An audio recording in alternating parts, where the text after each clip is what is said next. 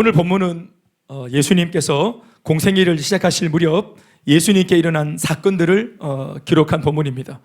그러니까 예수님이 30살 되어서 딱 공생애를 시작하실 그 즈음에 일어난 사건입니다. 지난 30년 동안은 요셉과 마리아의 인간의 아들로 계셨으나 이제 오늘 요단강에서 세례 요한에게 세례를 받으시는 행보를 시작으로 드디어 메시아로서의 공적인 사역에 들어가시는 장면의 초반부를 우리는 읽은 것입니다. 9절에서 11절까지의 말씀입니다. 같이 우리 역사적인 이 장면을 읽어보시겠습니다. 시작.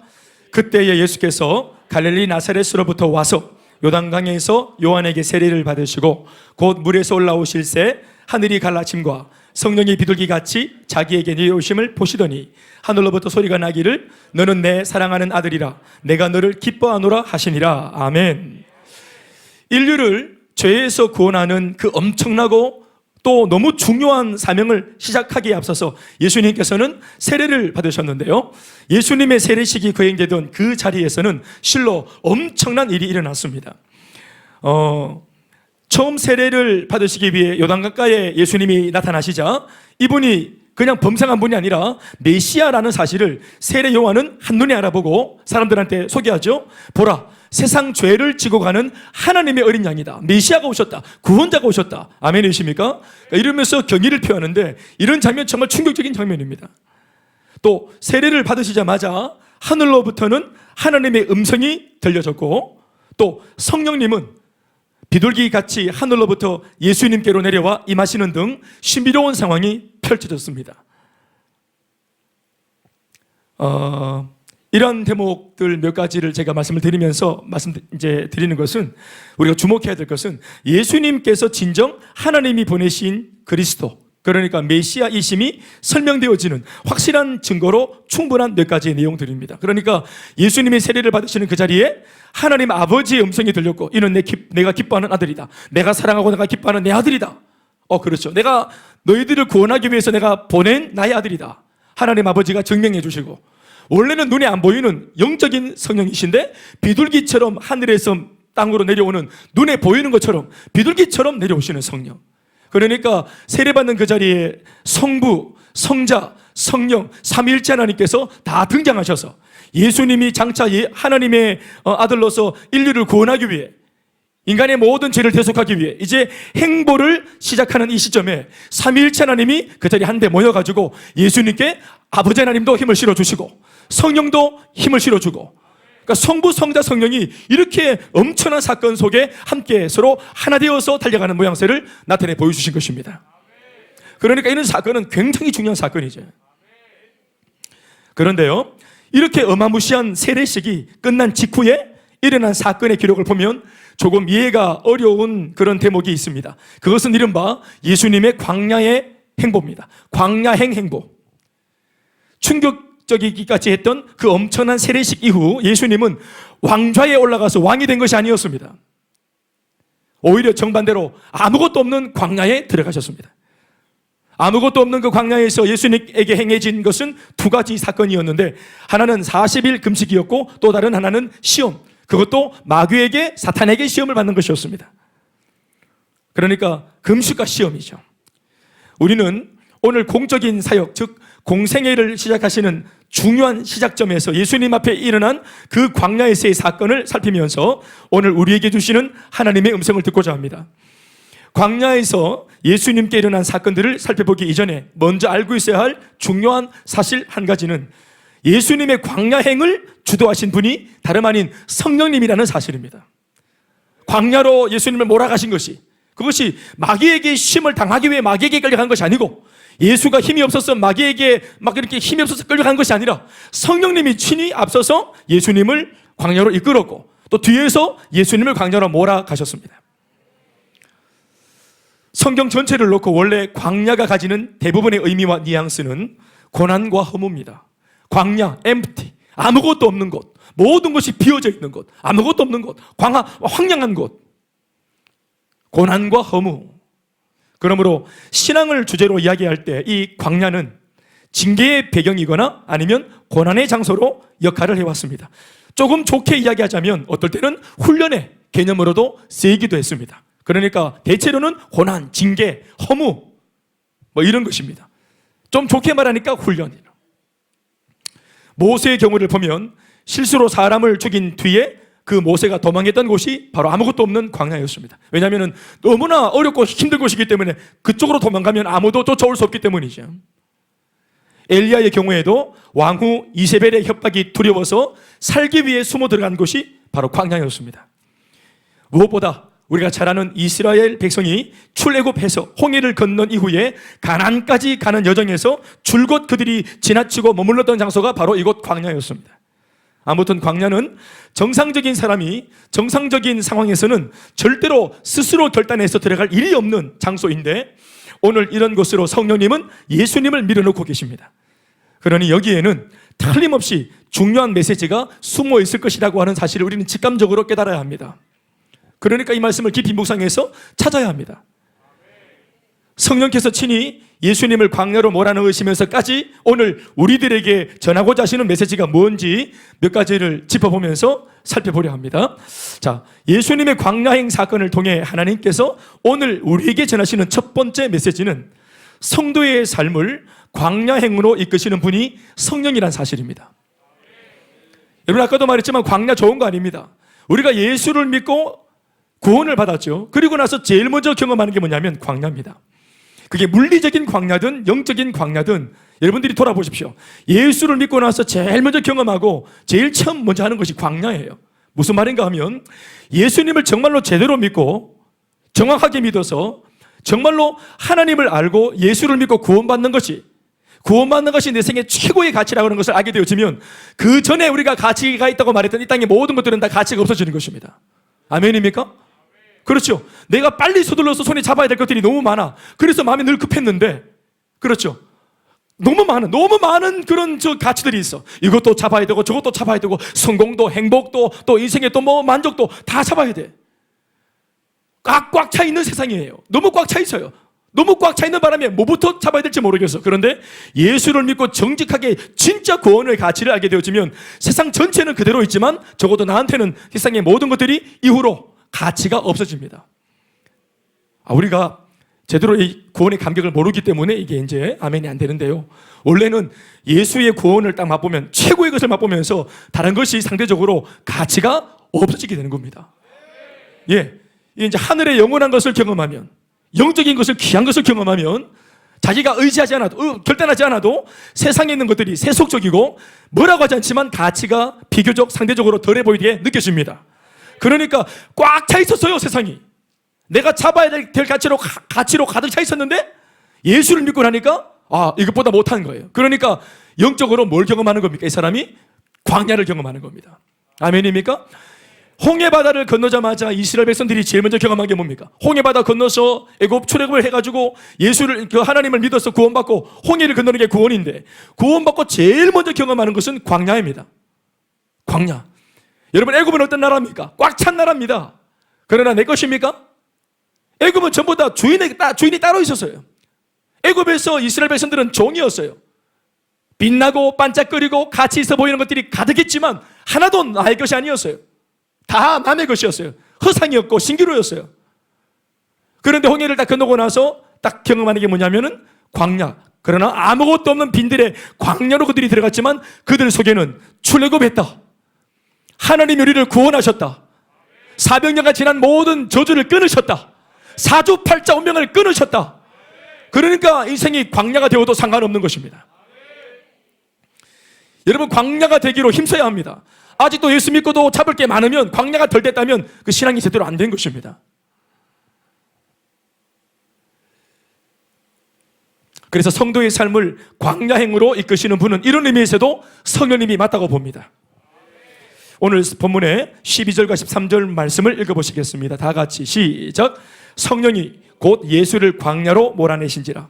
광야에서 40일을 계시면서 사탄에게 시험을 받으시며 들짐승과 함께 계시니 천사들이 수종 들더라. 성령이 광야로 몰아내신지라. 광야행을 주도하신 분은 성령님이라고 하는 사실을 오늘 성경은 큰 볼륨으로, 어떤 면에서는 당당하게 우리한테 기록해서 보여주고 있습니다. 이것이 당당하면 안 될 것 같은데 성경은 당당하게 기록해 놓았습니다. 내가 예수를 광야로 몰았다. 이렇게 하시는 거예요. 광야가 의미하는 것이 뭔지 생각해 보면 이런 광야로 성령께서 예수님을 이끄셨다는 내용을 이렇게 당당하게 기록해 놓고 우리에게 필요할 수 없을 것 같은데 그렇게 하고 계세요. 성경에 이런 대목들은 예수 믿는 우리를 몹시 불편하게 만듭니다. 왜냐하면 안 그래도 오늘 내 삶이 예수를 믿음에도 불구하고 어떨 때는 광야 안에 있는 것 같다는 생각을 우리가 자주 하기 때문입니다. 하나님 날 부르셨나? 나를 광야로 내모셨나? 왜 이렇게 허무하고 공허하고 왜 이렇게 잡히는 게 없을까? 옛날 예수 믿기 전보다 왜 이렇게 심심해졌을까? 또 내 자신도 예수 믿기 전보다 왜 이렇게 약해졌을까? 뭐 가면 막 울고 자꾸 막 울죠. 내가 자꾸 죄인인 것 같고 약해지고 옛날에는 막 그 소리 빵빵 쳐고 살았는데 왜 자꾸 약해질까? 심지어 성도인 내 삶이 광야에 들어서 느낌을 받을 때마다 우리가 원인으로 삼았던 상대는 마귀였기 때문에 이게 불편하죠. 오늘 본문은 그런데 뭐라고 말합니까? 우리가 광야에 내몰린 이유를 성령님이라고 그것도 당당하게 적고 있으니 이런 대목이 우리를 당황스럽게 만드는 겁니다. 예수님이 그러하셨다면 예수님을 믿고 있는 우리 성도들 역시도 같은 입장임을 우리는 알고 있습니다. 예수님을 광야로 내어 모신 성령님은 얼마든지 오늘 내 인생도 광야로 내몰 수 있는 분이시기 때문에 그렇습니다. 그래서 이런 대목이 불편하고 또 심지어 당황스러운 것입니다. 여러분 이거 아멘하면 안 되는데 아멘이 나오는 거 보니까 안 당황스러운가 봐요. 여러분들은 이게 지금 상당히 서론 초반에 당황스럽게 제가 만들어야 되는데 성령이 우리를 광야로 모신다 그러니까 아멘이 나와서 큰일 났다 이게. 뭐 어쩌겠어요. 성숙했는갑지 뭐. 그러나 우리는 우리의 감정과 생각을 잠시 내려놓고 이 부분에 담아놓으신 하나님의 음성과 또 나를 향한 계획을 꼭 들을 수 있길 바랍니다. 헷갈릴 수 있는 부분이기 때문에 더 집중해서 들을 필요가 있겠죠. 오늘 본문과 같은 병행 본문에 해당되는 우리 마가복음을 읽었고 병행 본문인 마태복음에 보면 4장 1절 말씀에 예수님의 광야행 행보에 대한 성경의 입장은 거기에도 보면은 동일합니다. 말씀을 띄워주실까요? 시작. 그때에 예수께서 성령에게 이끌리어 마귀에게 시험을 받으러 광야로 가사 예수께서 성령에게 이끌리어 광야로 갔다. 여기도 마찬가지입니다. 또 같은 병행 본문인 누가복음의 기록을 살펴봐도 마찬가지입니다. 누가복음에는 4장 1절에서 2절 말씀인데요. 시작. 예수께서 성령의 충만함을 입어 요단강에서 돌아오사 광야에서 40일 동안 성령에게 이끌리시며 마귀에게 시험을 받으시더라. 이 모든 날에 아무것도 잡수시지 아니하시니 날수가 다함에 줄이신지라. 여기도 마찬가지. 예수께서 성령에게 이끌리셨다. 그래서 광야로 갔다. 마태복음이나 누가복음에도 기록되어 있기를 예수님의 광야행을 주도하신 분이 성령이심에 대해 노골적으로 드러내며 오늘 우리가 읽은 마가복음의 기록과 똑같은 입장을 취하고 있다는 사실을 볼 수 있습니다. 심지어 우리가 참고로 읽은 마태, 누가 이 다른 두 복음서에서는 이끄셨다 이렇게 조금은 점잖게 표현되어 있는 이 대목이 오늘 우리가 읽은 마가복음에서는 내모셨다 이렇게 되어 있습니다. 몰아내셨다 이렇게 표현합니다. 이끄셨다와 몰아내신 것, 이끄신 것은 앞에서 인도하신 거고 몰아낸 것은 뒤에서 이렇게 쫓아낸 겁니다. 그러니까 성령이 예수님을 쫓아낸 거예요. 더 강한 표현으로 예수님의 광야 행보에 대해서 성령님의 단호함을 여실히 표현해 놓았음을 발견합니다. 예수님의 광야행은 아주 혹독하게 마치 냉정하고 살벌하게 강행된 사건입니다. 어찌 보면 성령님은 예수님을 광야로 이끄실 뿐 아니라 그곳에서 40일 동안 줄이게 하셨고 또 금식이 끝난 그 마지막 날에는 마귀에게 시험을 받도록 내버려 두신 일까지 설계를 하셨다고 보시면 됩니다.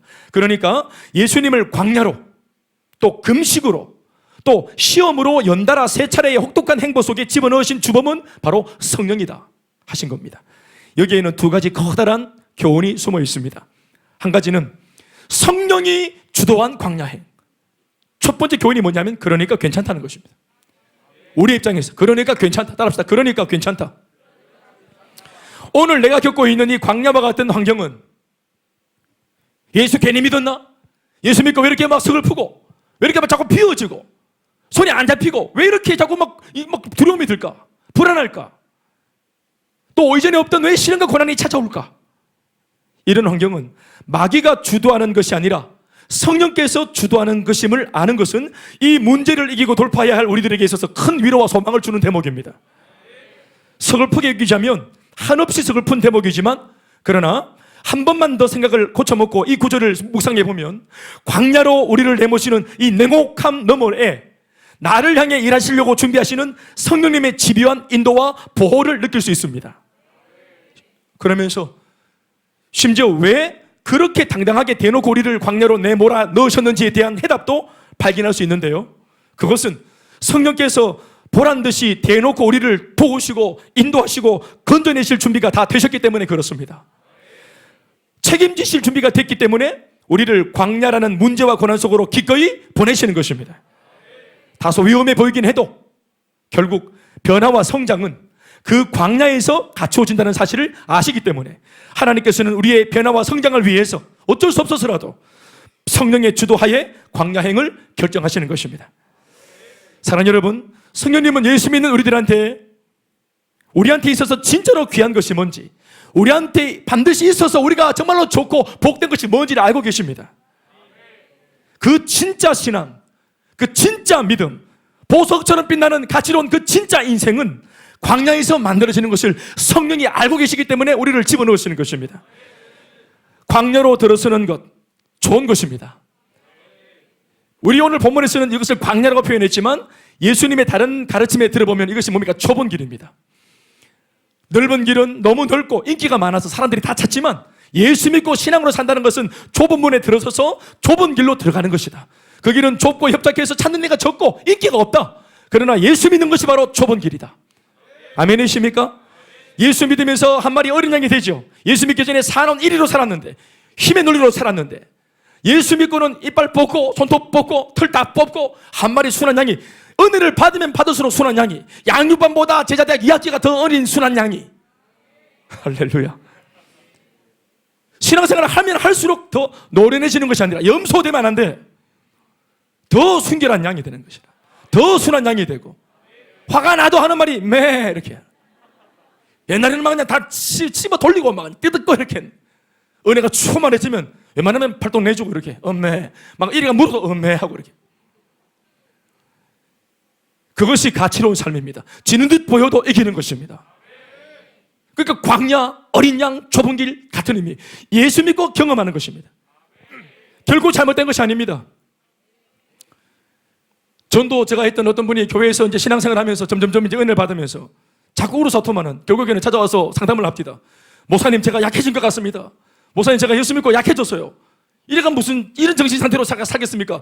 예수 믿고 목사님 분명히 강해진다 했는데 왜 이렇게 약해지는지 모르겠어요. 자꾸 울어서. 형제님, 그거 강해지고 있는 겁니다.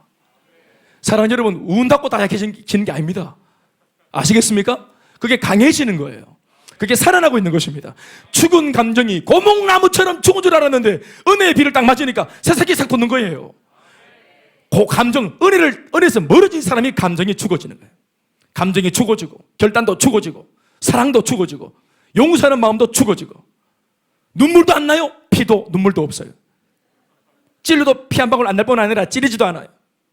철갑을 둘러서 화인 맞은 양심이 되어서.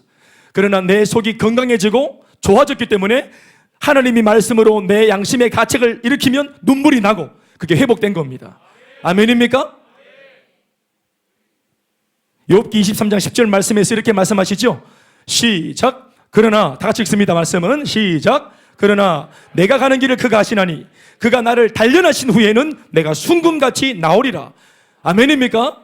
정금처럼 순금처럼 불순물이 다 빠져나간 100% 순전한 금이 되는 그곳이 뭡니까? 광야에서 되는 겁니다. 그리고 성령이 또 우리를 광야행으로 주도한다는 게 주는 교훈이 또 뭐가 있을까요? 나를 향한 하나님의 신뢰를 느낄 수 있는 대목입니다. 나를 향한 하나님의 신뢰. 사실 우리가 뭐 믿을 게 있습니까? 하나님께서 우리에게 뭘 보고 우리를 믿습니까? 그럼에도 우리를 광야행으로 이끄실 때 무언가 우리한테 주님께서 신뢰하고 믿는 것이 있는 것입니다. 이 광야행 결정의 다른 한 면에는 나에 대해 갖고 계시는 하나님의 신뢰도 한몫을 합니다. 나를 향한 하나님의 신뢰. 광야가 만만치 않겠지만 그 광야에서 위기를 만날 때 성도인 우리가 어떻게 할지를 그분이 알고 계시기 때문에 광야행은 결정되는 것입니다. 우리가 능력을 발휘해서 그 광야를 돌파해낼 것이라고 믿는 그런 신뢰가 아닙니다. 우리는 능력이 없잖아요. 우리가 하나님 앞에 그런 능력을 보여드릴 정도의 신뢰는 애시당초 존재하지 않습니다. 우리는 능력이 없어요.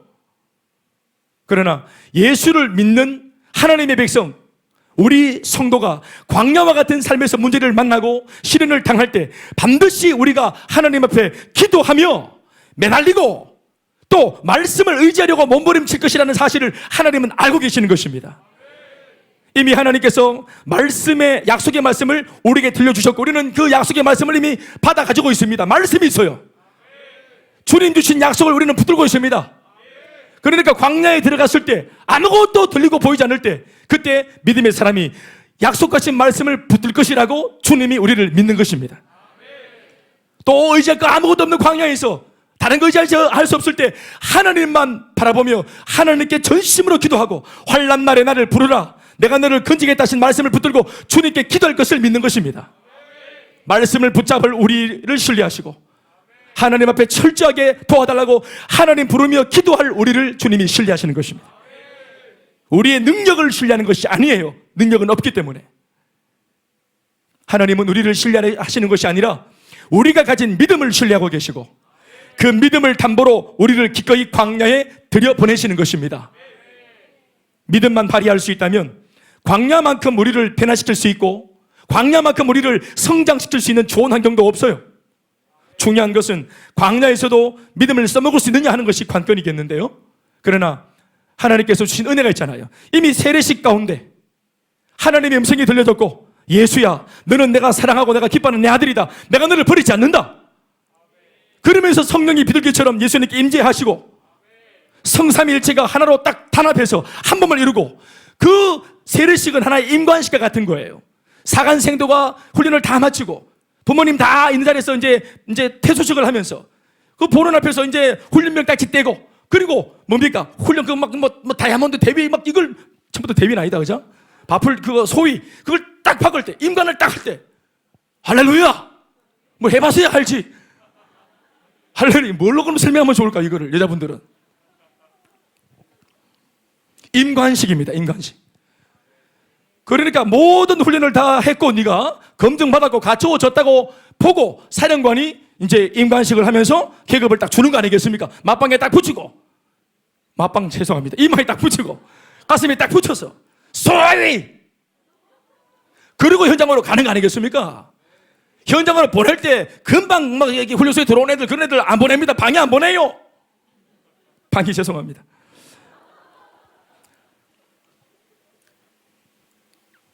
성령은 이것을 신뢰하심으로 당신이 사랑하는 백성을 광야에 내몰기로 결정하신 겁니다. 이 부분에 있어 이해를 돕기 위해 욥기 1장 6절로 12절 말씀을 참고해 보면 좋겠죠. 우리도 이와 똑같은 입장에 있으니까 이 말씀을 잘 들여다보세요. 6절로 12절 말씀 같이 읽습니다. 시작. 하루는 하나님의 아들들이 와서 여호와 앞에 섰고 사탄도 그들 가운데 온지라. 여호와께서 사탄에게 이르시되 네가 어디서 왔느냐? 사탄이 여호와께 대답하여 이르되 땅을 두루 돌아 여기저기 다녀왔나이다. 여호와께서 사탄에게 이르시되 네가 내 종 욥을 주의하여 보았느냐?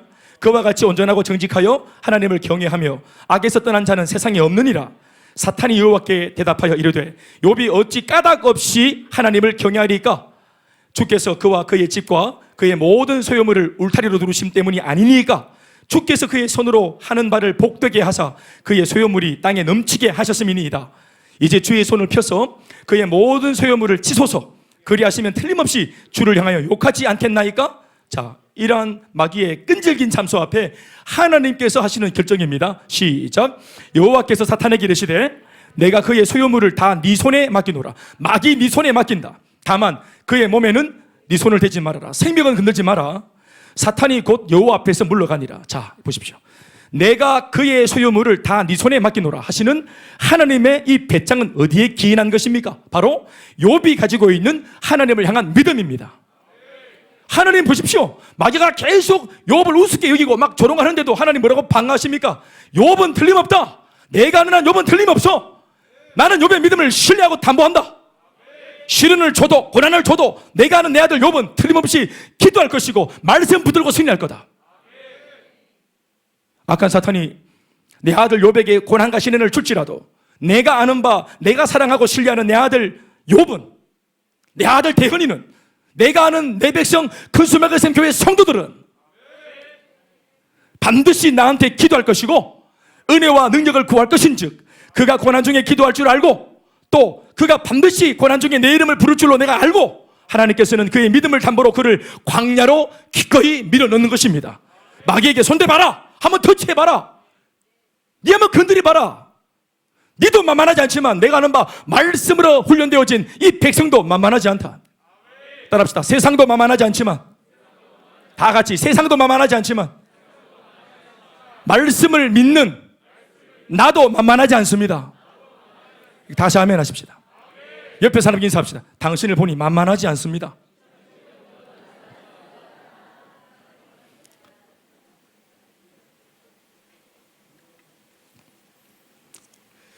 그러면서 하나님께서 맡기시는 것처럼 보이는데 그러나 아십시오. 하나님이 이렇게 뭔가 광야로 우리를 내모시고 또 어떤 면에서는 두려움도 있는 그런 말씀 표현이지만 사탄에게까지 우리를 이렇게 내어 맡길 정도로 우리를 믿는 그 주님께서 이렇게 행하시는 그 과정 속에 하나님이 놓치지 않고 우리 속에 주시는 약속의 말씀 하나가 있어요. 고린도전서 10장 13절 말씀. 이런 말씀은 잊어먹으면 안 돼. 시작. 사람이 감당할 시험 밖에는 너희가 당한 것이 없나니 오직 하나님은 미쁘사 너희가 감당하지 못할 시험 당함을 허락하지 않으시고 시험 당할 즈음에는 또한 피할 길을 내사 너희로 능히 감당하게 하시느니라. 아멘이십니까? 감당할 만큼의 시험만 주시고 우리가 힘겨워서 허덕일 때는 반드시 피할 길을 열어주시는 것입니다. 결론이 뭡니까? 감당할 수 있다. 결론이 뭡니까? 오늘 내가 만난 이 환경 감당할 수 있다. 믿습니까? 아니요, 믿어야만 합니다. 그러니 우리도 우리를 신뢰해 주시는 하나님을 향해 무한한 신뢰를 가지고 불평과 원망이 아닌 믿음을 가지고 끝까지 광야를 돌파해내는 은혜의 길을 주의 이름으로 축원합니다. 따라합시다. 성도에게 시련은 있어도 실패는 없습니다. 한 번 더, 시련은 있어도 실패는 없습니다. 반드시 주님이 응답하시고 역사하십니다. 더불어 예수님을 광야로 몰아내시는 성령의 의도가 무엇인가 하는 것을 알아야 할 필요가 있는데요. 예수님의 이 광야행, 이것은 무엇을 의미하는 것일까? 그것은 다른 것이 아니라 준비입니다. 광야에서 준비되게 하시려는 의도입니다. 사랑하는 여러분, 저나 여러분들에게 꿈이 있습니다. 또 우리가 이왕이면 꿈인데 꿈을 가난하게 꾸는 사람 누가 있겠습니까? 꿈인데 그래봐야. 꿈은 그래도 우리 현실이 가난해도 꿈은 부자여야 돼. 꿈은 거창해야 돼. 그러니까 꿈이지. 꿈이 다 있으시죠? 그러나 정작 그 꿈은 충분히 준비된 사람만이 가질 수 있는 특권입니다. 우리 요즘에 축구를 열심히 하고 있는데 제가 이 예를 축구로 한번 들어보겠습니다. 축구. 자, 동네 대표로 나가는 축구가 있습니다. 이 동네 저 동네. 이 동네랑 저 동네가 붙는 축구 대항전이 있습니다. 동네 대항전이 있어요. 축구 선수 열심히 해야 하네요. 이 동네 사람들. 열심히 하지. 동네끼리라도 우리끼리는 하여튼 최선을 다해. 다리는 뿌르고 그래요. 동네끼리 해도.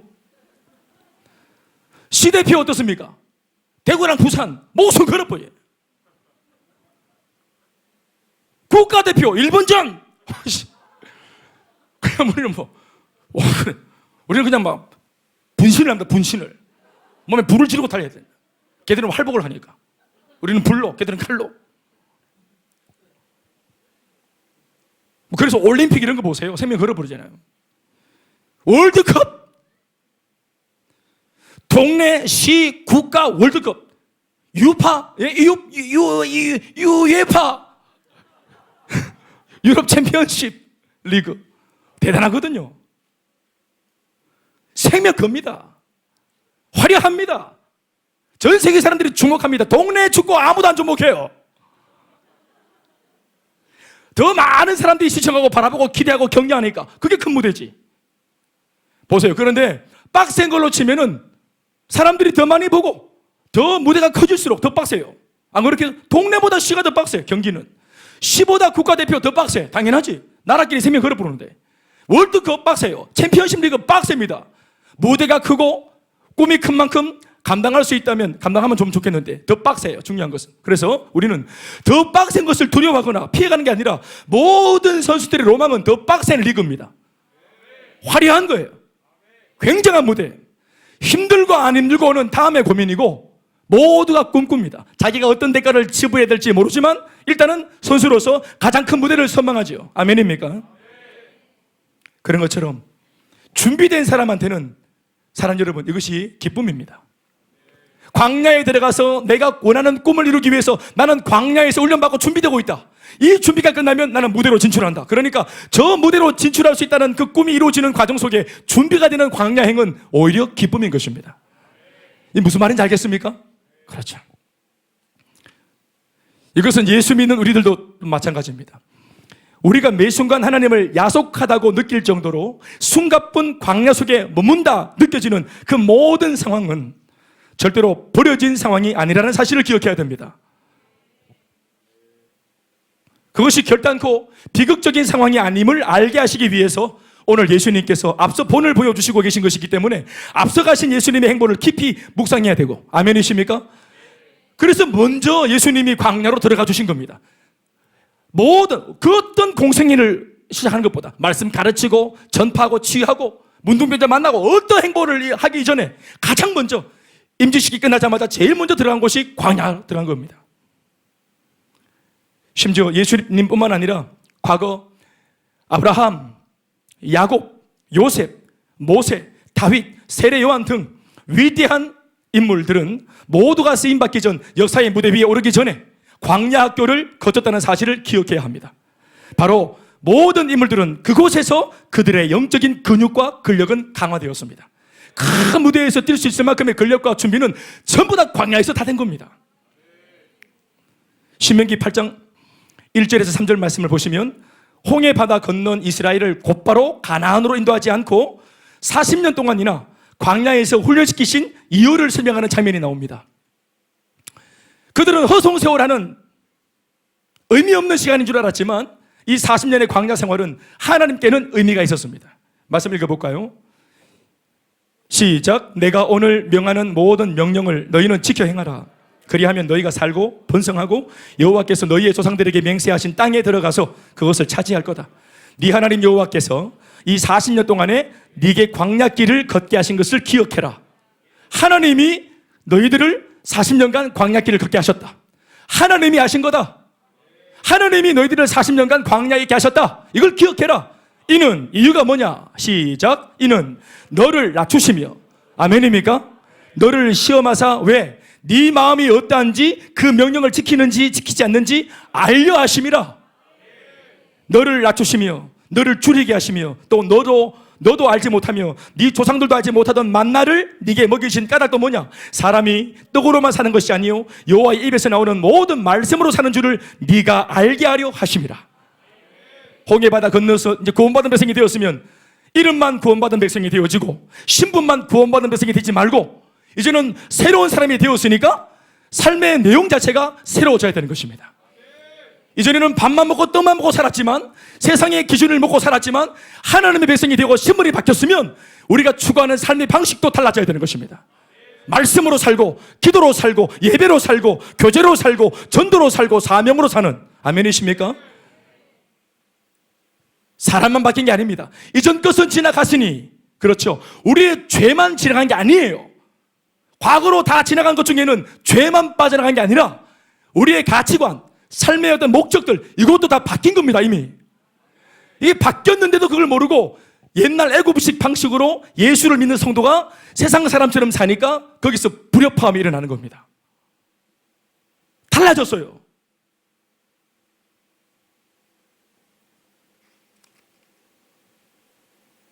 물에서 나온 겁니다. 오리발 벗어야 돼요. 오리발 벗어야 돼. 완전히 달라졌습니다. 하나님 말씀을 쫓아 살고 믿음으로 살고 눈에 보이지 않고 귀에 들리지 않아도 하나님의 약속의 말씀을 붙들고 그렇게 될 줄로 믿으며 나가는 것입니다.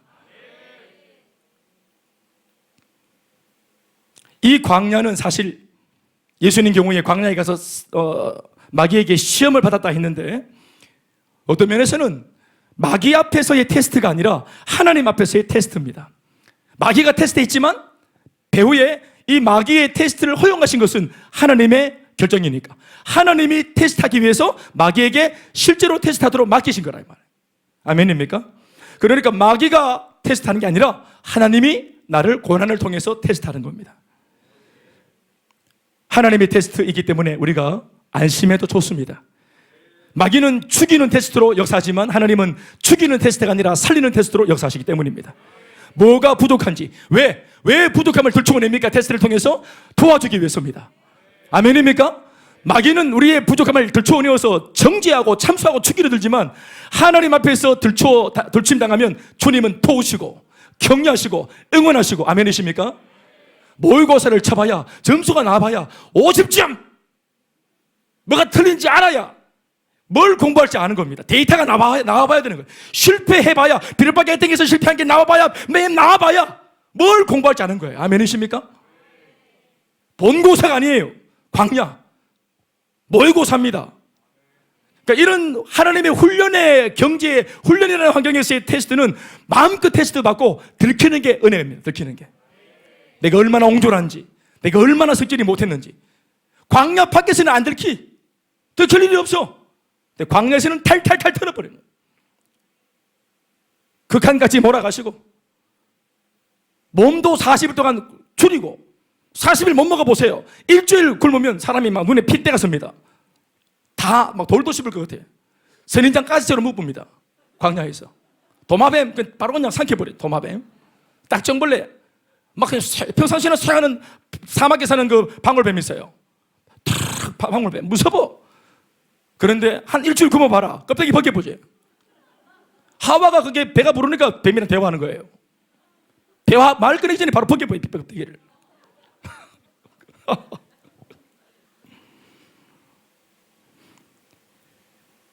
우리를 낮추시고 하나님을 믿는다고 말하는 우리 신앙이 과연 진짜인지, 아니면 우리가 진짜 하나님 말씀대로 제대로 지키는 사람인지, 그렇지 않고 흉내내는 사람인지, 이런 모든 것들을 거기에서 하나님이 알고자 하시는 것입니다. 너 누구냐? 하나님 믿는다고 하는, 나 믿는다고 하는 너 누구냐? 너 누구야? 이것을 하나님이 정말로 알고 싶어 하시는 것이다. 그래서 결국은 우리 자신에게 이롭고 유익한 테스트가 광야에서 성령의 주도하에 일어나는 것인데요, 다시 말씀드리지만 이것은 참으로 이런 시대에, 이런 코로나 시국에 예수를 믿고 있는 우리들한테 정말로 중요한 환경입니다. 우리가 누구인지 이 코로나 사막 광야에서 우리는 내가 누군지를 보여드려야 되는 것입니다. 대놓고 내가 마음대로 그냥 활보하면서 마음대로 예배 드리고 내가 마음대로 막 교회 모이고 이렇게 할 수 없는 환경 속에 놓여 있는, 뭔가 짜부라들고 뭔가 막 이렇게 막 짜치고 뭔가 이렇게 막 그냥 궁색하고 마음대로 활보할 수 없는, 자유권이 뭔가 막 뺏긴 것 같은 이런 환경 속에 우리가 누구인지를 주님 앞에 우리가 바로 말씀을 드려야 되는 것입니다. 반짝거리는 것이 다 금이 아니라 했습니다. 어떤 면에서는 가짜가 더 반짝거리는 법이기도 합니다. 가짜니까 겉모습이 요란해야 됩니다. 왜? 가짜니까 요란해서라도 이목을 끌어야 되는 것이에요. 그래서 가짜가 더 반짝거리는 것입니다. 모두가 등 따시고 배부를 때는 아멘 합니다.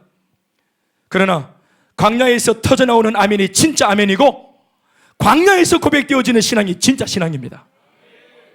그래서 우리 신앙의 진짜를 검증할 수 있는 광야학교가 꼭 필요한 겁니다. 더불어 이 광야학교에서 우리의 불순물을 제거하는 영적 수술이 가능하게 됩니다. 조금 전에도 언급한 바가 있는 욥기 23장 이 10절 말씀을 한 번 더 읽어보십시다. 시작. 그러나 내가 가는 길을 그가 아시는데 그가 나를 단련하신 후에 내가 비로소 순금같이 되어서 나오리라. 그래서 불순물들을 제거할 때마다 아프죠. 들키고 미숙함이 들키고 그게 막 빠져나가고, 또 나는 그것을 인정해야 되고, 내 인격이 이거밖에 안 된다는 사실을 인정할 때, 나의 영적 수준이 이거밖에 안 된다는 것을 인정할 때 그게 고통스럽지만, 그렇게 하면서 숨어있던 이 암세포가 빠져나가면서 영적인 수술을 받고 회복이 되어지는 것입니다. 순금처럼, 정금처럼 광야를 통해서 빛나는 인생으로 거듭날 것입니다. 두 번째, 성도의 진면목은 광야에서 만들어집니다. 13절 말씀, 광야에서 40일을 계시면서 사탄에게 시험을 받으시며 했습니다. 예수님의 광야행으로 인해 또 그곳에서의 금식으로 인해 사탄의 존재가 만천하에 공개되는 사건이 발생합니다. 이거 의도적인 것입니다. 사탄이 찾아온 것입니다만은 사실은 예수님이 이 존재를 유도하여 불러내신 것입니다. 이 관계를 잘 살펴보십시오. 이 장면은 과연 누구한테 위기일까요? 예수님 앞에 40일을 굶주린 예수님 앞에 마귀가 나타났어. 저놈이 예수님을 어떻게 할까? 예수님께 위기가 닥쳤어. 이렇게 보십니까? 우리에게 마귀가 찾아왔습니다. 자, 위기입니까? 위기죠. 사탄 앞에 계신 예수님이 위기를 만난 상황입니까? 아니면 예수님 앞에 나온 사탄에게 위기가 되는 상황일까요? 화장실에 이렇게 말을 해도 화장실 갈 때, 밤에 갈 때 혼자 못 가고, 화장실에 귀신이 있어요. 네, 있어요. 있다 합시다. 막 안 해주니까 바람 해주니까 그러면 그 수십 년 전부터 계속 그렇게 하고 있었어요. 재래식 시절에도, 양병기 시절에도, 지금 비대 시절에도 그렇게 하고 있어. 지금도 여전히 막 그냥 휴지 준다고. 그러면 예수님은 우리가 화장실 들어가서 그 좁은 화장실에 귀신이랑 같이 있다. 누구한테 위기고? 하나야, 니랑 같이 귀신이랑 같이 화장실에 앉아있다. 누구한테 위기고? 그게 누구한테 두려운 기고? 누가 나가야 되노? 그 귀신이 얼마나 힘들어하겠어요? 예? 아닙니까? 못 나가게 해야 돼. 딱 잡아놓고 반칙 해야 돼. 정신 똑바로 차리도록. 이놈 귀신 이거 어디 천지를 돌아다니다가 와가지고.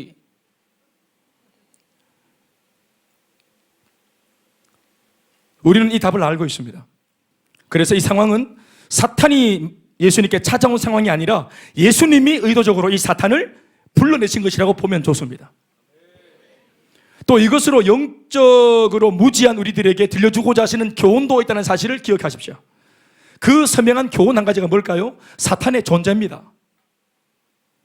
사탄은 존재합니다. 하나님이 존재하시는 것처럼 이 영물인 사탄도 존재합니다. 실제로 존재해요. 바로 이놈이 여태껏 우리 인생을 좀먹고 예수님이 오기 직전까지 지가 왕노릇하면서 사람들을 막 가지고 놀고 부부 사이를 막 어긋나게 만들고 자기가 배 아파 나온 소중한 자식하고 막 원수간으로 싸우게 만들고 부모에게 막 그냥 피눈물 나는 소리 하게 만들고 사랑요, 용서요, 인내하는 거, 오래 참고 하는 거 없어. 정죄하고 공격하고 반목하고 시기하고 질투하고 복수하고 바로 이놈입니다. 이놈이 그놈이에요. 사람들은 이 원수마귀가 눈에 안 보이니까 이 사실을 몰랐고 그래서 지금껏 자기 앞에 보이는 사람들과 피 터지게 싸워왔습니다. 현실의 모든 고통은 영적인 대적, 사탄이 주는 영적 전쟁의 결과임을 사람들이 몰라요. 가정 문제요? 영적인 문제입니다. 직장 문제요? 영적인 문제입니다. 건강 문제요? 영적인 문제입니다. 대인관계의 문제? 영적인 문제입니다. 정신의 문제? 영적인 문제입니다. 이 모든 문제의 근본 원인은 영적인 것이기 때문에 주님 오시면 끝납니다. 주님이 오셔서 장난을 치는 마귀를 쫓아버리면 끝나는 것입니다. 이건 몰랐어요. 이때까지 사람들이 이걸 몰랐어요. 오늘 예수님이 오신 궁극적인 이유가 뭔가요? 예수가 오신 목적이 뭡니까? 요한일서 3절 보십시오. 3장 8절 보십시오. 죄를 짓는 자는 마귀에게 속하나니 마귀는 처음부터 범죄함이라. 하나님의 아들 예수가 이 땅에 나타나신 이유가 뭐냐? 이렇게 사람들을 괴롭히고 조롱하는 죽이는 마귀의 일을 멸하기 위해서 오셨다. 마귀의 일이 뭐예요? 사람들을 속이고 그의 인생을 송두리째 도둑질해서 지옥으로 끌고 가는 겁니다. 이 무시무시한 마귀의 계획, 나를 향한 계획, 영혼 멸망, 김대원이 저 영혼을 내가 멸망시킬 거야. 이 마귀가 이걸 계획을 세우고 이걸 옮기고 있어요. 계획을 실제로. 근데 이것을 예수님 오셔서 다 뒤집어 깐 겁니다. 예수님 당시 유대는 피비린내가 나는 처절한 삶 그 자체였어요. 사람들은 이 모든 문제가 어디서부터 온 것인지 알지 못했어요. 이것이야말로 시대적인 영적 암흑기라고 말해야 옳은 때였습니다. 게다가 말씀을 그래도 좀 아는 사람들은 말씀 가지고 장난치고 종교 깡패가 되어서 오히려 이 불쌍한 사람들 위해 군림하고 노략질하는 아주 나쁜 사람들이었어요. 거짓된 종교 지도자들. 아는 말씀으로 존경받기에 급급하고 이 말씀으로 섬겨야 되는데 섬기지 않고 존경받고 군림하려 들었어요. 그래서 예수님께서 요단강에서 세례식이 끝나자마자 광야로 들어가신 것이고 성령께서도 그것을 주도하신 것입니다. 예수님이 친히 몸소 걸어 들어가신 그 광야는 복음 없이 살아가던 그 당시 사람들의 민낯과 현주소를 설명해 주는 하나의 메시지였습니다. 상징적으로 보여준 겁니다. 예수님이 광야로 들어가셨죠? 이 광야가 뭡니까? 예수 없이 사는 사람들의 황막한 삶입니다. 그리고 그 중심에서 오랫동안 거짓된 주인 행세를 해오던 원수 마귀와 대접전을 펼쳐 보이신 것입니다. 사람들의 삶에 몰래 숨어있던 더러운 영적 배후를 밝히 드러내시기 위해서 예수님 일부러 줄이신 것입니다. 예수님이 광야에 들어가 40일 동안이나 금식하실 때 육체는 나날이 죽어가고 쇠진해지셨지만 영은 그와 정반대로 점점 더 살아나고 선명해지는 순간들이었습니다. 믿습니까? 이는 이제부터 예수님 당신께서 행하실 공생의 사역이라는 것이 얼마나 철저한 영적인 사역인지를 보여주는 단서가 되죠. 힘으로 능으로 하는 것이 아니라 영적인 사역은 영으로 하는 것이기 때문에 그걸 상징적으로 보여주신 것입니다. 오히려 육은 영적인 사역에 걸림돌이 될 것이기 때문에 결코 이 육이 살아서는 사명 감당할 수 없다는 사실을 보여주고 계신 장면입니다. 그래서 광야에 들어가자마자 금식에 돌입한 것입니다. 그런데 이 40일 금식의 의미를 잘 헤아리지 못하는 영적으로 무지한 사탄은 이 금식으로 예수가 점점 말라 죽어간다고 이해를 하고서는 마지막 제일 줄였을 때, 마지막 제일 막 쇠잔한 40일째가 되던 그날 예수가 가장 쇠약하다고 판단한 그 시점에 겁도 없이 예수님 앞에 대놓고 나타나서는 예수님을 유혹하기 시작합니다. 귀신 좀 모르게 안 보냅니다. 성경 보시면 대체로 귀신들이 역사합니다. 대체로 귀신들이 장난합니다. 한 번도 마귀가, 이 대장 마귀가, 이 대장 귀신이 등장한 게 별로 사례가 없어요. 별로. 근데 왜 오늘 예수님 금식할 때 마귀가 쫄개들 안 보내고 자기가 직접 나타났습니까? 그것도 배후에 숨어서가 아니라 왜 정체를 드러냈습니까? 예수님이 만만해 보였기 때문에 그렇습니다. 30년 동안 사탄은 예수님을 건들지 않았습니다. 그러다가 이제 사명을 이루기 위해 세례를 받으시고 정식으로 메시아이심을 천명하고 하나님으로부터 음성을 듣고 성령의 임재를 통해 권능도 받아 지금부터 제대로 시작하려고 하는 이 시점에 사탄은 예수님을 찾아왔습니다. 40일간 금식 기도하며 깊은 기도 속에서 하나님을 만나고 영적으로 무장한 바로 그 시점에 이 사탄은 이 모든 것을 막고 무너뜨리기 위해 온 거죠. 이것은 우리의 신앙생활에서도 똑같이 일어나고 있는 하나의 패턴입니다. 불신자로 살 때 마귀 우리 안 건드립니다. 우리 예수님 영접 안 하고 불신자로 막 살았을 때 이런 광야 별로 경험하지 않았습니다. 혹은 예수를 믿더라도 그저 한낱 종교인으로 무미건조하게 교회만 다니던 시절에 사탄은 그런 사람 건들지 않습니다. 어떤 면에서는 굳이 공들여 작업하지 않아도 자신에게 위협이 되지 못할 만큼 사탄에게조차도 가치가 없는 존재이기 때문에 그렇습니다. 안 건듭니다. 마귀에게도 별 의미가 없습니다. 건들고 싶지 않을 만큼. 왜요? 지가 알아서 낙심하고 지가 알아서 넘어지고 지가 알아서 불신하니까. 그러나 그러던 그 사람이 어느 한날 하나님의 은혜로 예수를 제대로 믿기로 하고 심지어 자신의 구원을 넘어 사명 앞에서 눈을 뜨고 하나님의 나라를 위해 살아보겠다고 결심하고, 아멘입니까?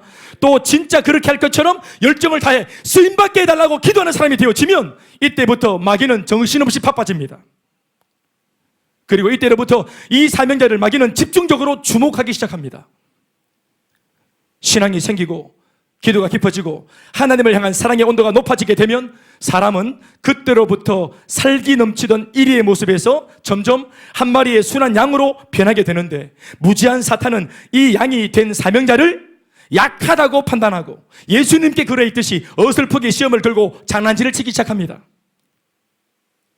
그러나 알아야 합니다. 이런 상황은 절대로 잘못된 상황이 아니라는 사실을 말이죠. 사탄도 거들떠 보지 않는 무의미하고 무가치한 인생으로 아무런 갈등이나 전쟁 없이 사는 것보다는 사탄이 겁을 내고 사탄이 견제하고 사탄이 너무 두려워하는 바람에 그 바람에 삶이 광야에 내몰린 것처럼 이전에 없었던 갈등과 시련과 박해와 핍박이 생기는 인생이 되는 것이 훨씬 더 하나님 앞에서 유의미하고 가치로운 인생인 줄로 믿습니다.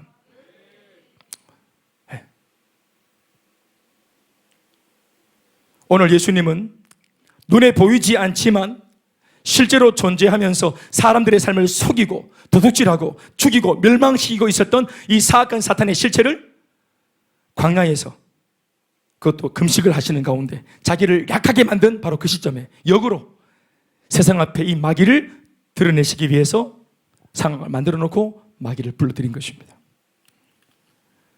사랑하는 여러분, 예수님이 딱 정체를 드러냈습니다. 마귀.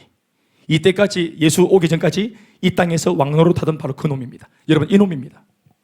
아시겠어요? 이제껏 우리 삶을 좀먹었던 것, 바로 이 놈입니다.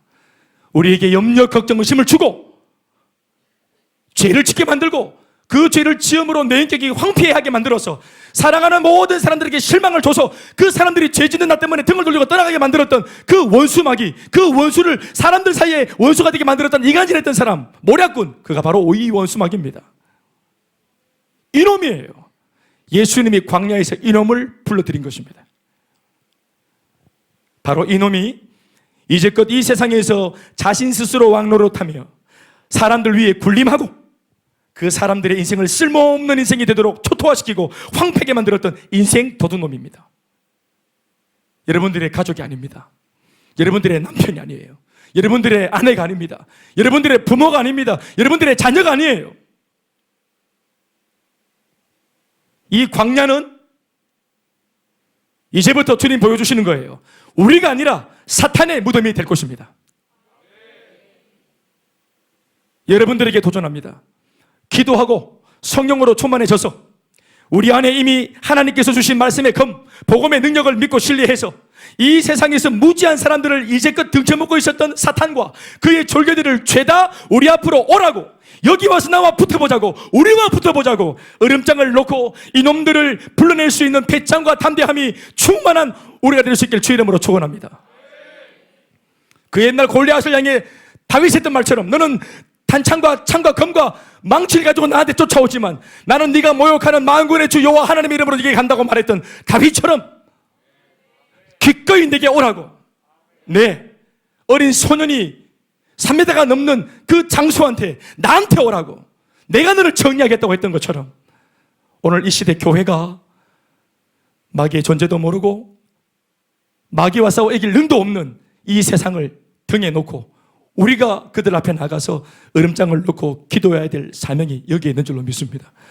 아마도 셀 가족들을 위해서 셀 리더가 우리 셀 가족들을 무너뜨리고 우리 셀 가족들을 어지럽히고 우리 셀 가족들의 삶을 복잡하게 만들고 약하게 만들고 날마다 문제 가운데 잡아지게 만드는 이 약한 원수 마귀를 향해서 내게 와서 나와 붙잡고 말하는 사람, 셀 리더가 되어야 될 줄 믿습니다. 교회 리더십이 될 줄 믿습니다. 그거 교육자가 될 줄 믿습니다. 담임 목사가 되어야 될 줄 믿습니다.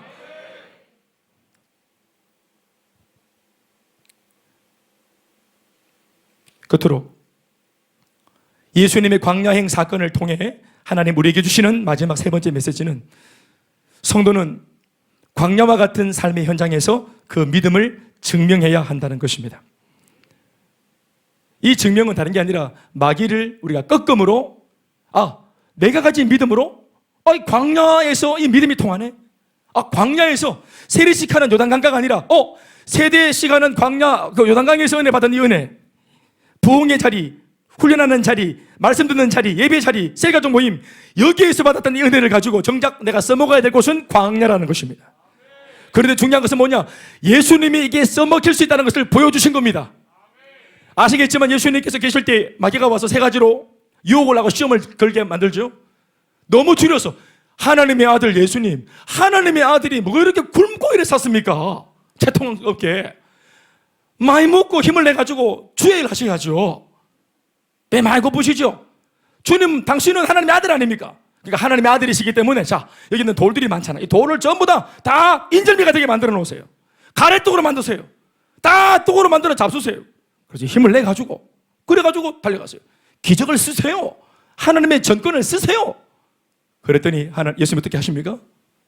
사람이 떡으로만 사는 것이 아니라 하나님의 입에서 나오는 말씀으로 사는 거다. 이 무식한 마귀야. 니나만이 배 터지게 떡이나 처먹어라. 떠나갈지어다. 확. 그럼 능력, 이게 조롱하고 이게 능력하는 겁니다. 이게 저주하는 거거든요. 마귀가 받는 저주는 이 나쁜 놈아 하고 막 이 새끼 저 새끼 욕하는 게 저주 받는 게 아니라 우리는 이 새끼 저 새끼 욕 들으면 막 열받잖아요. 근데 마귀는 욕 들으면 막 기뻐합니다. 마귀를 저주하는 것은 욕이 아니고 예수의 말씀, 하나님의 말씀을 선포하면 그가 모욕을 받습니다. 마귀를 모욕하셔야 된다. 아멘입니까? 악한 사탄 마귀를 모욕하셔야 된다. 저주해야 됩니다. 조롱해야 됩니다. 꾸짖어야 됩니다. 하나님의 말씀을 선포하면 꾸짖는 것이라. 하나님의 사람은 하나님의 말씀으로 사는 기다 이놈아 떠나갈지어다 했단 말이에요. 벌벌벌 떨었다. 위대하신 분 아닙니까? 예수님 하나님의 아들 아닙니까? 그러면 증명해 보이소. 저 높은 데서 뛰어내리죠. 탁. 그럼 하나님께서 저 시편에 말씀 안 하셨어요. 네, 말씀 다 알거든요. 그 말씀에 기록된 것과 같이 그 예언한 말씀처럼 그게 응답이 되어가지고 떨어지는데 예수님 떨어지는데 몸이 발이 땅에 닿기 전에 팍 박살나기 전에 천사를 하나님이 보내셔갖고 딱 받쳐줄 거라. 이 말씀대로 될 건데 한번 해보시소. 이걸 통해서 하나님 아들인 것을 증명해 보이소. 그랬더니 예수님 뭐라 말씀? 주 너의 하나님을 시험하지 마라. 주 너의 하나님을 시험하지 마라. 이렇게 부르르르 했을 것 같기도 하고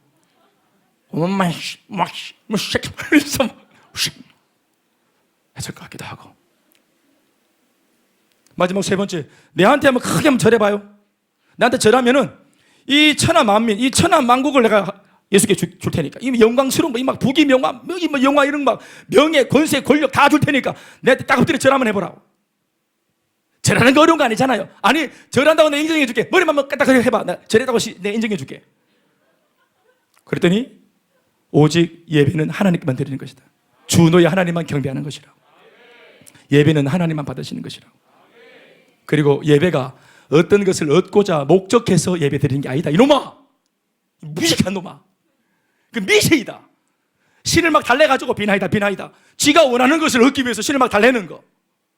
미신! 신앙은 나 자신의 변화입니다. 이전에 물질을, 만몬을, 그 세상의 가치를 왕으로 섬기고 물질을 예배하던 내가 가치관이 달라지고 변화되어서 이것을 던지고 내 인생의 참 주인이신 하나님만 예배하게 되어지는, 아멘입니까? 예배의 목적은 하나님을 사랑해서 예배하는 것입니다. 무엇을 바라고 예배하는 게 아닙니다. 그 마귀의 접근. 그런데도 오늘 예배를 드리는 사람들, 예수 믿는 사람들, 신앙생활하는 사람들 중에 이 세 번째 마귀의 견해와 같은 견해로 예배를 드리고 신앙생활하는 사람이 있다는 것이 문제인 거예요. 여러분, 그 마음 마귀가 주는 마음입니다. 뭘 바라고 꼼수를 가지고 신앙생활하는 거, 그거 마귀의 견해입니다. 그거 다 하나님의 능력의 말씀으로 쫓아내야 되는 거죠. 보십시오, 여러분. 예수님께서 이때까지 한 번도 진 적이 없는 마귀를, 마귀 한 번도 안 졌어요. 백전백승이에요. 마귀 보세요. 삼손 잡아뜨렸어요. 다윗을 잡아뜨렸어요. 하와를 잡아뜨리고 아담을 잡아뜨려서 집에 쫓겨나게 만들고, 오고 오는 많은 믿음의 사람들, 그 걸출한 한 시대를 풍미했던 굉장한 믿음의 사람들, 용사들을 다 한 번씩 다 잡아뜨리잖아요. 굉장한 놈입니다, 이거. 이 기곤만장해가지고 이게 막 천지에 몰아서 돌아다니네. 예수님이 왔는데도 예수님이 누군지도 몰라. 그러니까 막 삼손의 또 후예고 다윗의 후예고 이렇게 삼아서 막 내가 다 해봤어. 내가 다 잡아들이 봤다고. 예수 하나님의 아들 별게 있겠어? 그리고 지금 40일 굶었잖아. 무슨 일 대단한 게. 나는 좀 아까 볼 때 40일 전에 세례식 받을 때 막 음성이 막 들리고 성령이 마시길래 나 옆에서 보고 깜짝 놀랐잖아. 나 성령받고 건너받아서 나를 막 독출 줄 알았잖아. 나 더 무서웠잖아. 진짜 메시아인가 보네 싶었잖아. 그런데 네가 그 은혜를 받고, 천없는 은혜를 받고는 네가 슬무시 광야로 들어오대? 광야에서 뭐 하나 봤더니 막 굶대? 막 굶고 막 힘이 빠지고 막 근육이 빠지고 막 약해지대? 40일 동안? 그 자기가 마귀가 이게 뭐야 이게? 괜히 겁먹었네. 예수 믿기 전에 더 당당했잖아. 주영이야, 우리 여기 유정이하고. 예수 믿더니 그냥 막 말도 부드럽게 하고, 이제 화도 못 내고 막 이제 신학생이라고 화도 못 내고 뭐 양이 되고 이러면서 막 또 이렇게 또 암양을 만나고 이렇게 해가지고 막 더 약해지고 자꾸 부드러워지고. 에이 뭐 약해졌네 뭔데 이게. 저도요 해병대 때 잘 나갔어요.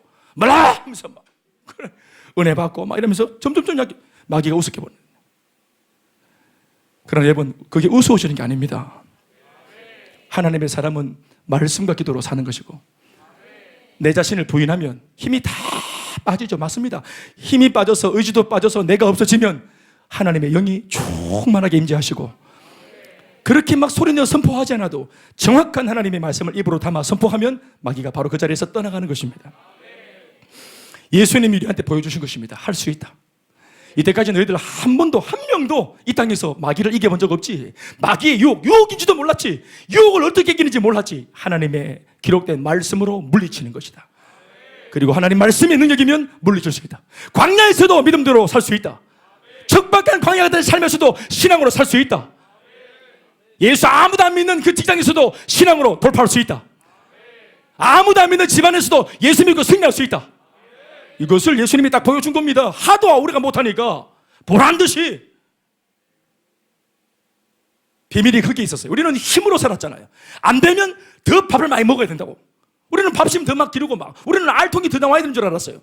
근데 예수님의 반전 역사는 뭡니까? 더 알통을 빼고 더 막 몸을 비우고 막, 할렐루야, 힘을 쫙 빼고, 그러면서 영으로 충만해져서 그 어떤 달콤한 유혹도 다 하나님 말씀으로 거절하는, 꺾어내는 비밀을 이 광야에서 보여주신 것입니다. 여러분, 말씀 맺겠습니다. 우리의 삶도 광야입니다. 그렇죠. 우리의 삶도 광야. 뭐 어떻게 설명해도 광야 같은 영역들이 있어요. 전체가 다 광야인 사람도 있고, 부분이 광야인 사람도 있고, 공허하고 잡히지 않고, 예수 괜히 믿었나? 다른 사람들은 막 간증을 쓰는데, 다른 사람들은 막 역사를 써내려가는데, 다른 사람들은 응답받고 축복을 써내려가는데 나는 왜 이렇게 다 비워져 있을까? 그런 마음이 들 때가 있잖아요. 아니요, 여러분, 준비되고 있는 겁니다. 네, 하나님이 그릇을 계속 비우시는 이유는, 자꾸 그릇의 사이즈를 만드시는 이유는 가득 채우려고 하시는 겁니다. 지금도 준비되고 있는 겁니다. 믿습니까? 이번에 뭐 우리 재수하는 분도 계십니까? 예? 이유 있는 재수, 목적이 있는 재수, 기도하는 재수, 더 잘 될 줄로 믿고 하나님께서 세상과 똑같은 기준으로 같이 거기에 잇대어서 우리를 평가하지 말라는 것입니다. 어떤 나이가 되면 정확하게 취업을 해야 되고, 어떤 나이가 되면 정확하게 어떤 학교에 들어가야 되고, 딱 세상에 만들어 놓은 그 정도대로 딱 그 타이밍에 그렇게 해야만 되는, 거기서 밀리면 뭔가 두렵고, 지금 남친이 없어서 두렵습니까? 지금 여친이 없어서 두렵습니까? 있는데 마음에 안 듭니까? 뭡니까? 사랑 여러분, 지금 뭐 차를 못 가졌습니까? 언제 나는 장만하나 싶습니까? 직장이 없습니까? 내 언제 쫓아가나 싶습니까? 친구들은 다 지금 저 막 달려가고 있습니까? 막 100m 막 달려가고 있습니까? 알고 보니까 이게 100m 경주가 아니라 마라톤이었어요. 42.196km. 가들은 전력 뚫려 있지요. 200m 가서 다 자빠집니다. 우리는 천천히 가는 것처럼 보이지만 사실은 이게 장거리 마라톤이었단 말입니다. 준비되는 겁니다. 하나님이 준비시키시는 거예요. 잘 될 준비하십시오. 광야에서 준비되면 이제 광야에서 나와서 이제 우리 앞에 펼쳐질 삶을 기대할 수 있습니다. 모든 것은 광야에서부터 출발하는 겁니다. 하나님께 부름을 받았어요. 어떤 분이 하나님 나를 목회자로 부르셨대요. 하나님이 나를 뭐 어떻게 선교사로 부르셨대요. 하나님 나를 어떻게 우리 오늘 기도처럼 성경적인 부자가 되게 하려고 나를 부르셨대요. 아멘 좀 하이소. 기분 좀 예화잖아요. 성경적인 부자, 그런 부자가 되게 만들어 주시겠다고 약속하셨어요. 하나님의 이런 어떤 나를 향한 포부를 들었을 때 우리가 참 기쁘고 감격적인데, 하나님의 부르심을 받은 사람이 부르심 앞에서 제일 먼저 해야 될 것은 뭐냐면 사역이 아닙니다. 준비되는 겁니다. 그래서 하나님이 먼저 우리를 딱 부르시고 준비. 우리 입장에서는 준비되는 건데 하나님 입장에서는 뭘까요? 만드시는 겁니다. 광야는 내가 준비되는 곳. 그러나 하나님 입장에서 나를 광야로 부르신 이유는 나를 만들기 위해서. 그래서 이런 말이 있는 겁니다. 우리가 순종하면 하나님은 우리를 만들어 쓰신다. 그 만들어 쓰는 그 과정이 뭐냐면 광야라는 걸 몰랐죠. 광야에서 만들어지는 겁니다. 호텔에서 만들지 않습니다. 화려한 조명을 받고 스포트라이트를 받으면서 박수 받고 갈채 받으면서 그렇게 멋들어지게 준비되고 만들어지지 않습니다. 부르심은 화려한데 때로는 하나님께서 아무것도 아닌 것처럼 나를 내팽개치는 거예요. 요단강은 화려했어요. 음성도 들리고 하늘도 열리고 성령도 임하시고 사람들은 막 세상 죄를 짓고 가는 하나님이 양이다 하니까 막 와 해서 그리스도냐 했어요. 박수하고 갈채했어요. 인기가 막 주가가 올라갔어요. 그런데 바로 그 다음 행보에 하나님께서 탁 잡아가지고 아무것도 없는 광야로 팍 집어넣고 밑바닥에서부터 그렇게 올라오도록 만들었대요. 저도 지금 뭐 이제 50살 된 목사인데 우리 71살까지 이렇게 우리가 사역을 하면 20년 남았는데 그런 입장에 있는 제가 지금 어떤 입장에 있습니까? 제가 어떤 짓을 해봐야 저는 지금 피레미 목사고 새끼 목사입니다. 앞으로 한참 더 배워야 되고 더 농익어야 되고 또 깊이가 남달라져야 되는 것입니다. 중요한 것은 제가 그걸 알고 있습니다. 그래서 하나님 앞에 제가 늘 배우려고 합니다. 부족하지만 또 그래서 부족해서 배우려고 합니다. 그래서 훈련을 받고자 하고 들으려고 합니다. 이전에 저는 안 그랬습니다. 내가 낸데 하고 목에 힘도 들어가고 내 말고 누가 하겠어? 나 이런 게 있었습니다. 그러니까 연합이 안 되죠. 제가 가면 연합을 깨트리고 지 혼자 막 해대다가 가버리고 다른 사람들은 다 뭐냐? 초토화시키고 무질서하게 만들고 제 젊은 날 그렇게 했습니다. 사역을. 근데 그게 저는 잘한 줄 알았습니다. 거기서 오는 카타르시스가 있습니다. 그런데 제가 양육을 받고 훈련을 받고 제자 훈련을 받으면서 독주하는 것이 아니라는 걸 알게 되었습니다. 사역은 독주하는 게 아니라는 걸. 그래서 저는 지금도 알고 있기는 이 목회라고 하는 이 바운다리 안에서 저는 지금도 준비되고 있습니다. 그리고 제가 이후에 잘 준비되면 이후에 제가 뭐가 될지 정말로 기대가 됩니다. 옆에 사람 인사합시다. 커서 뭐가 될지 참 기대가 됩니다. 네. 우리 저 에스더 어머님들 제가 좀 결례를 무릅쓰고 인사드리겠습니다. 우리 어머님들 커서 뭐가 되실지 참 기대가 됩니다. 할렐루야. 더 크셔야죠. 더 성장하시고 더 장성하시고 주님 만나기 전에 더 최고점을 찍고 더 예수님과 가까워져서 더 예수를 닮아져서 그렇게 주님 나라 갔으면 참 좋겠습니다. 우리 모두는 다 광야에 있습니다. 아름다운 광야, 참 좋은 광야. 마음껏 준비되시길 주의 이름으로 축원합니다. 박수 하시겠습니다.